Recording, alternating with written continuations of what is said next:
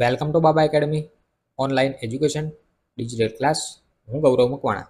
બાબા એકેડમીના online digital platform ઉપર આપ સર્વે વિદ્યાર્થી મિત્રોનું હાર્દિક સ્વાગત કરું છું. આપણે ભણી રહ્યા છે ધોરણ 10 વિષય ગણિત. પ્રકરણ નંબર 1 છે રાસાયણિક પ્રક્રિયાઓ અને સમીકરણો, જેમાં ભાગ 1 થી 7 ભણી ગયા. આજે ભાગ 8 નંબર જોવાનો છે, બરાબર. પાર્ટ નંબર 8, બરાબર. તો જોઈએ. લાસ્ટમાં વિસ્થાપન અને દ્વિવિસ્થાપન પ્રક્રિયા એક સાથે જોઈ હતી, બરાબર. સફેદ અવક્ષેપ મળતા હતા, બરાબર. એ બધું આપણે ભણી ગયા, બરાબર.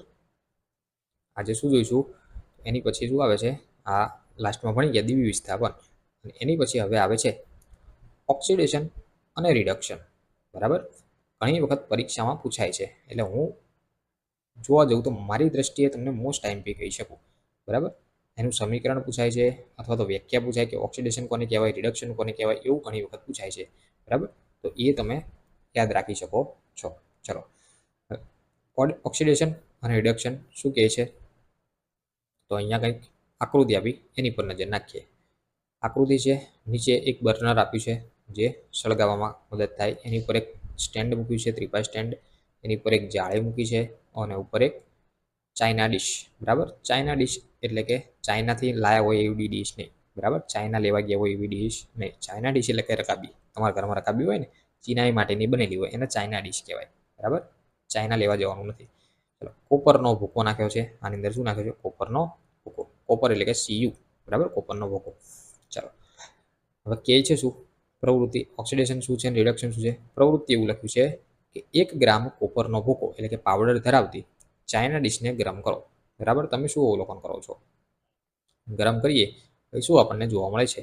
અહીંયા લખ્યું છે કે કોપરના ભૂકાની સપાટી પર કાળા રંગના એટલે કે કોપર શું લખ્યા છે? કોપર આયોડેક્સનું પડ જામી જાય છે, બરાબર. શું કહેવા માંગે છે કે આને હું સળગાવું, બરાબર, તો કાળા રંગનું પડ જામી જાય છે, બરાબર. ગરમ કરીએ એટલે આ કાળો પદાર્થ શાથી ઉદ્ભવ્યો? તો અહીંયા લખ્યું છે કે કોપરમાં ઓક્સિજન ઉમેરાય કોપર આયોડેક્સ બનાવવાથી આમ થાય છે, બરાબર. આની અંદર શું થાય છે? ઓક્સિજન, કોઈ પણ વસ્તુ સળગતી હોય, બરાબર. હું કોઈ વસ્તુને સળગાવું તો ઓક્સિજનની હાજરીમાં કોઈ પણ વસ્તુ સળગે, બરાબર. ઓક્સિજનની હાજરી હોય ત્યારે કોઈ પણ વસ્તુ સળગે અથવા તો ગરમ થાય, બરાબર. એટલે કે અહીંયા સમીકરણ લખ્યું છે કે 2Cu. હવે 2 કેમ લખ્યા? તો કે સમીકરણ સંતુલિત કરવા માટે, બાકી આપણે તો ખાલી Cu કહેવાય, બરાબર. સંતુલિત કરવા માટે 2 લખેલા છે, એટલે કે લખ્યું છે કે 2Cu એટલે કે કોપર O2 એટલે કે ઓક્સિજનની હાજરીમાં ઉષ્મા આપી તો શું બન્યું? 2CuO, કોપર ઓક્સાઇડ, બરાબર. આની અંદર કોપર હતું, બરાબર, અને નીચેથી ગરમી આપી એટલે કે ગરમી આપો, સળગાવો એટલે કે ઓક્સિજનની હાજરી હોય હોય હોય, બરાબર. કેમ કે વાતાવરણની અંદર ઓક્સિજન હોય, એટલે કે અહીંયા સમીકરણમાં લખ્યું, હું થોડું ઇરેઝ કરી નાખું. આ રહ્યું સમીકરણ એ, બરાબર. અહીંયા સમીકરણમાં શું લખ્યું? સમીકરણમાં લખ્યું કે Cu પ્લસ O2, Cu એટલે કે કોપર જે છે એ, પ્લસ O2 ઉષ્મા એટલે કે ગરમી આપી તો શું બન્યું? CuO, 2CuO, બરાબર. 2 સંતુલિત કરવા માટે લખેલા છે.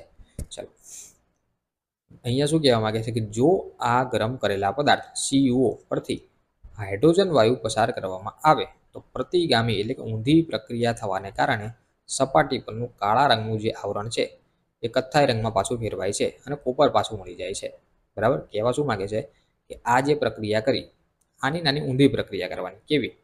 તો કે CuO હાઇડ્રોજન વાયુ આની અંદર પસાર કરવામાં આવે, બરાબર. આ ઓક્સિજનની હાજરીમાં થઈ ક્રિયા, કોની હાજરીમાં? O2 ઓક્સિજનની હાજરીમાં. હવે આ જ ક્રિયાને હાઇડ્રોજન વાયુ સાથે પસાર કરવામાં આવે તો શું થાય? પ્રતિગામી એટલે કે ઊંધી પ્રક્રિયા થવાથી જે આની અંદર ઓરિજિનલ તમે કોપર નાખ્યું હતું સળગાવ્યા પહેલા, એનું એ કોપર કથ્થાઈ રંગની અંદર તમને જોવા મળે છે. ઊંધી પ્રક્રિયા એ શું કીધું અહીંયા કે CuO એટલે કે જે તમને આ પ્રક્રિયા કરવાથી મળ્યું હતું એ આ રહ્યું એ કોપર ઓક્સાઇડ, એને હાઇડ્રોજન વાયુની સાથે હું સળગાવું. કયા વાયુની સાથે? હાઇડ્રોજન. ઉષ્મા આપું તો શું મળશે? તો કે Cu પ્લસ H2O, પાણી એટલે કે બાષ્પ, એક પ્રકારની બાષ્પ જોવા મળે છે.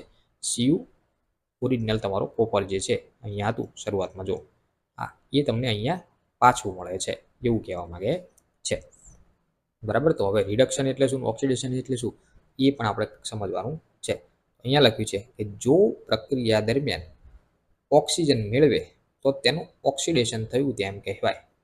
કોઈ પણ પ્રક્રિયા થઈ, બરાબર. થોડું ઇરેઝ કરી નાખું એટલે પાછો વધારે ખ્યાલ આવે. આપણે હવે બોર્ડ લાવવું પડશે, બરાબર. મજા નથી આવતી એમાં.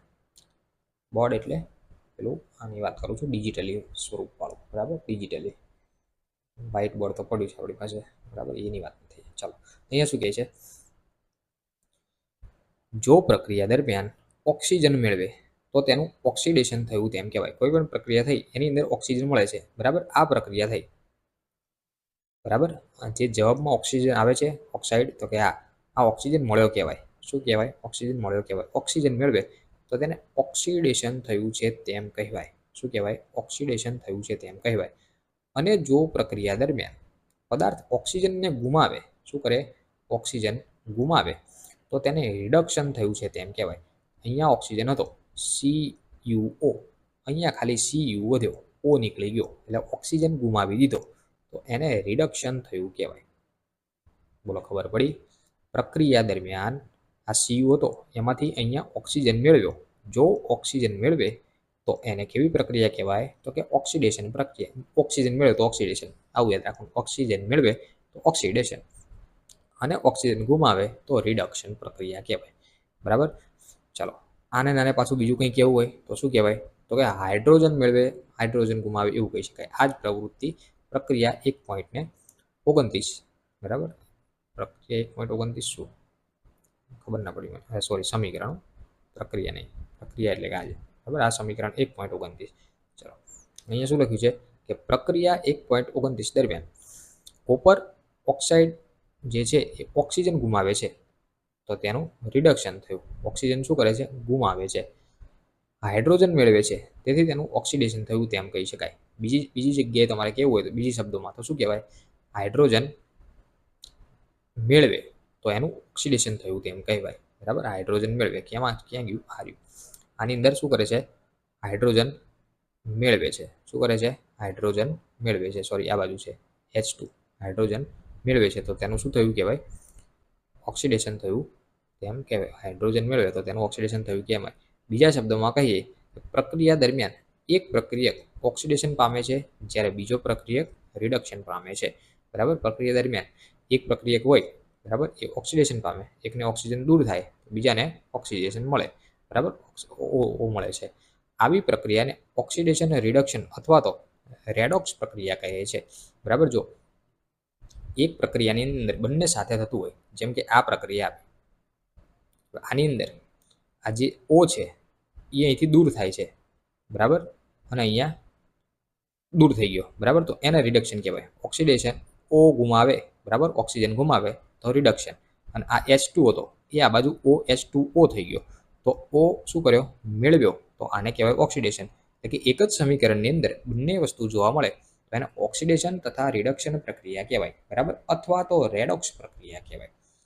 એક જ સમીકરણની અંદર એક સાથે બંને પ્રક્રિયા જોવા મળે, ઓક્સિજન થાય એટલે કે હાઇડ્રોજન મેળવે પણ ખરો, હાઇડ્રોજન ગુમાવે પણ ખરો, ઓક્સિજન મેળવે પણ ખરો અને ઓક્સિજન ગુમાવે પણ ખરો, બરાબર. આ બધું એક જ પ્રક્રિયાની અંદર જોવા મળે તો એને ઓક્સિડેશન રિડક્શન પ્રક્રિયા કહેવાય અથવા તો રેડોક્સ પ્રક્રિયા કહેવાય, બરાબર. બાકી સિંગલ પ્રક્રિયા થતી હોય જે ઉપર જોઈએ એ પ્રમાણે, અહીંથી શું થયું? O મેળવ્યો તો આને શું કહેવાય? ઓક્સિજન મેળવે તો ઓક્સિડેશન. અહીંયા શું થયું? O ગુમાવ્યો તો શું થયું? તો કે રિડક્શન, બરાબર. O મેળવે ઓક્સિડેશન, O ગુમાવે તો રિડક્શન. પણ એક જ ની અંદર બંને પ્રક્રિયા સાથે જોવા મળતી હોય, O ગુમાવે પણ છે અને H મેળવે પણ છે અથવા તો H ગુમાવે પણ છે, બરાબર, તો એને ઓક્સિડેશન રિડક્શન અથવા તો રેડોક્સ પ્રક્રિયા કહે છે. બોલો, આઈ હોપ એ તમને વધારે ડિટેલમાં ખબર પડી હશે. ચાલો, હવે આગળ આપ્યું છે કે રેડોક્સ પ્રક્રિયાના અન્ય ઉદાહરણો, એટલે કે ઓક્સિડેશન રિડક્શનના અન્ય ઉદાહરણો. બીજું આપ્યું છે અહીંયા ZnO + C. શું બન્યું? તો કે ZnCO, બરાબર. એટલે કે અહીંયા શું થયું? Zn માંથી O ગુમાવી દીધો, અહીંયા C માંથી O મળી ગયો, તો આને ઓક્સિડેશન રિડક્શન પ્રક્રિયા કહેવાય.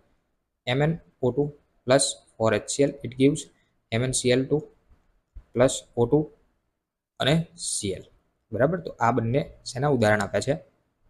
રેડોક્સ પ્રક્રિયાના, ઓક્સિડેશન અને રિડક્શન. આગળ લખ્યું છે કે પ્રક્રિયા 1.31માં, બરાબર, કઈ હતી? 1.31, 1 મિનિટ. આ છે 1.31, બરાબર. Zn + C, ZnCO. શું કહે છે કે અહીં પ્રક્રિયા 1.31માં કાર્બન મોનોક્સાઇડ એટલે કે CO ઓક્સિડેશન થયું, બરાબર. કાર્બન મોનોક્સાઇડ એટલે કે CO શું થયું? ઓક્સિડેશન થયું. જોઈ લઈએ. આ શું છે CO, બરાબર. આ જે C હતો ખાલી, બરાબર, એટલે કે આની અંદર O નતો પણ અહીંથી આ બાજુ આવ્યો તો O મળી ગયો એને, બરાબર, એટલે કે O મળી ગયો કહેવાય. તો કે CO બન્યું, કાર્બન મોનોક્સાઇડ એટલે ઓક્સિડેશન થયું. અને ઝિંક, આ જે ઝિંક હતું આમાંથી O શું કરી દીધો, આ બાજુ આવ્યો તો O ગુમાવી દીધો, અહીંયાથી O નીકળી ગયો, તો આને રિડક્શન થયું કહેવાય, બરાબર. ઝિંક ઓક્સાઇડ એટલે કે ZnO નું ઝિંકમાં રિડક્શન થયું.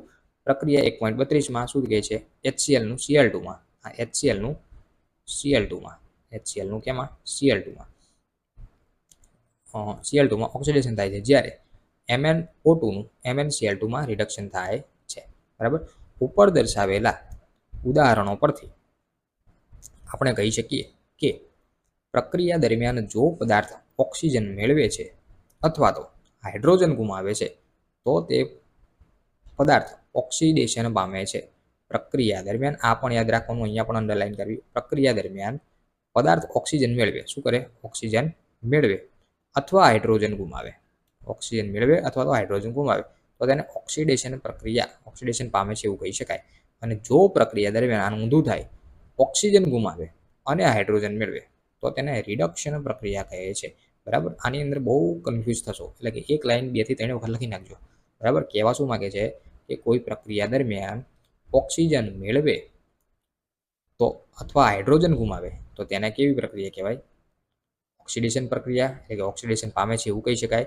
અને કોઈ પ્રક્રિયા દરમિયાન ઓક્સિજન ગુમાવે, શું કરે, ઓક્સિજન ગુમાવે અને હાઇડ્રોજન મેળવે તો તેને રિડક્શન પામે છે એવું કહી શકો છો, બરાબર. ખાસ ધ્યાન રાખવી, બરાબર. તો આ હતું ઓક્સિડેશન અને રિડક્શન.